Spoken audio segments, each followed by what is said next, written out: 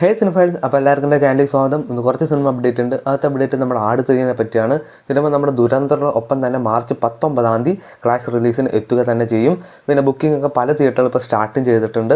അപ്പോൾ എൻ്റെ റിവ്യൂ എന്തായാലും ചാനൽ വരുന്നതായിരിക്കും. പിന്നെ നമ്മുടെ മിഥുൻ മാനുവൽ തോമസ് ഇപ്പോൾ ലേറ്റസ്റ്റ് ആയിട്ടുള്ള ഇൻ്റർവ്യൂവിൽ കുറച്ച് സംഭവങ്ങൾ പറഞ്ഞിട്ടുണ്ട്.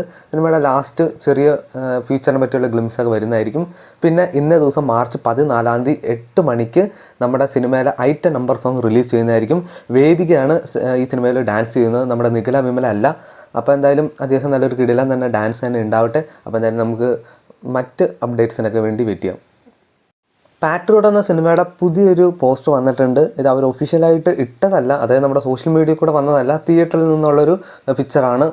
അത്യാവശ്യം നല്ലൊരു കിടിലം, കുറച്ച് CCTV ഒക്കെ അവരുടെ ഇടയിലുള്ളൊരു പിക്ചർ തന്നെയാണ്. എന്തായാലും നൈസായിട്ടുള്ളൊരു പോസ്റ്റർ തന്നെയാണ്.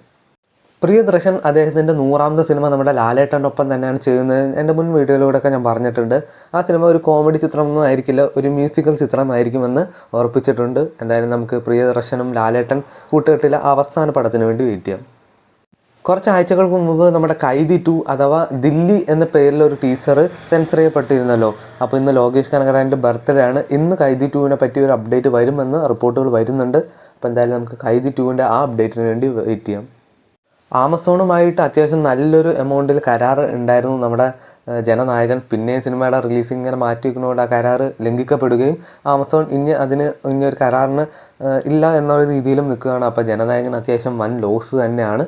ഇനി അടുത്ത അപ്ഡേറ്റ് നമ്മുടെ അല്ലു അർജുൻ്റെ ബർത്ത്ഡേ ദിനത്തിൽ 2 അദ്ദേഹത്തിൻ്റെ പഴയ സിനിമകൾ റിലീസ് ചെയ്യുന്നുണ്ട്. ഒന്നാമത് എല്ലാ മലയാളി ഉൾപ്പെടെ എല്ലാവർക്കും ഇഷ്ടപ്പെട്ട ഒരു സിനിമയാണ് ലക്കി ദ റേസർ. ആ സിനിമ അന്നേ ദിവസം റിലീസ് ചെയ്യുന്നതായിരിക്കും. പിന്നെ അല്ലു അർജുൻ്റെ മറ്റൊരു കോമഡി ഫൺ ചിത്രമാണ് ഹാപ്പി. ഈ സിനിമയും അന്നേ ദിവസം തന്നെ റിലീസ് ചെയ്യുന്നതായിരിക്കും.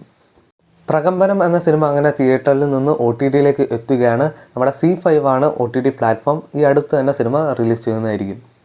പവൻ കല്യാൺ നായകനാവുന്ന ഉസ്താദ് ഭഗത് സിംഗ് എന്ന ചിത്രത്തിൻ്റെ ട്രെയിലർ ഇന്നേ ദിവസം മാർച്ച് 14 റിലീസ് ചെയ്യുന്നതായിരിക്കും.